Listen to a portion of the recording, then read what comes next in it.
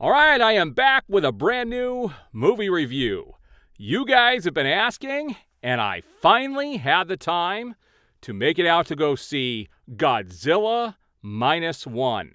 All right, it was a long road getting to this movie because the theater right next to me was not showing the film, and I had to go out of my way to go see it, and every time I was going to go see it, something happened that kept me from being able to go.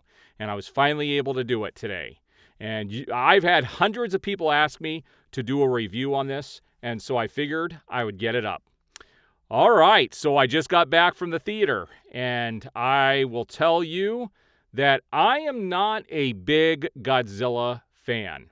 I don't know if my reviews for the other 4 MonsterVerse movies, from Warner Brothers are currently available on YouTube or not. I don't remember. But I wasn't a huge fan of the first Godzilla movie. I thought it was decent. The second one, I thought there was nowhere near enough Godzilla. It was Godzilla, I think, with all the other monsters in it. Kong and Skull Island, I really enjoyed. And then I just rewatched Godzilla vs. Kong the other day, and I found it to be entertaining. I did enjoy the end. But to me, those movies are very Hollywood. This Godzilla movie is a throwback and is a Japanese film that is subtitled. And I'm not even going to try to announce any of the actors in the film because they're not American actors. You're not going to recognize anybody in this film.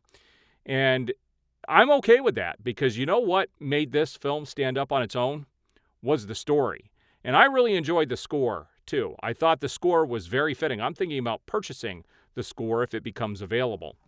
And it was interesting because the movie follows first of all, it takes place at the end of World War II, the final days of World War II.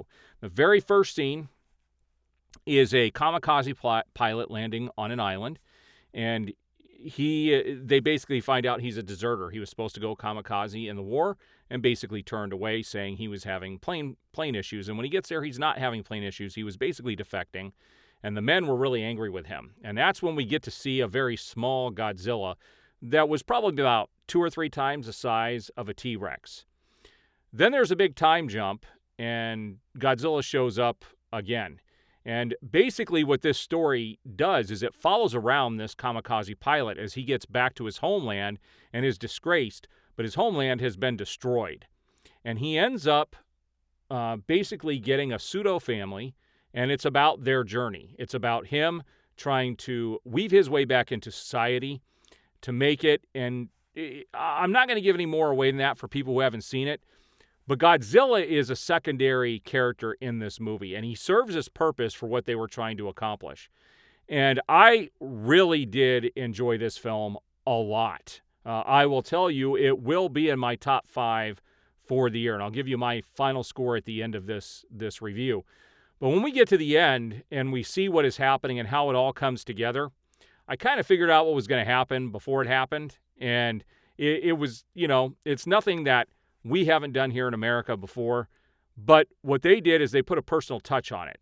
This film felt intimate, and it felt like there were real stakes, and Godzilla is not a good character in this movie. He is definitely the bad guy. You're not going to cheer for him, that is for sure.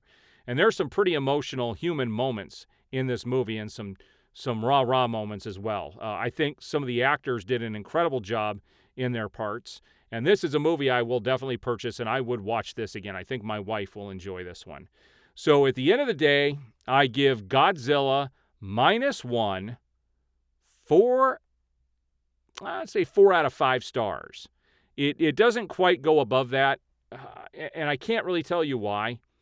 But it was one of my top 5 favorite films of the year. It is something I will definitely watch again. But at the end of the day, I do give it 4 out of 5 stars. Excellent Godzilla movie. And I am looking forward to more if they do a sequel to the film. So I will definitely go check that out when it gets released.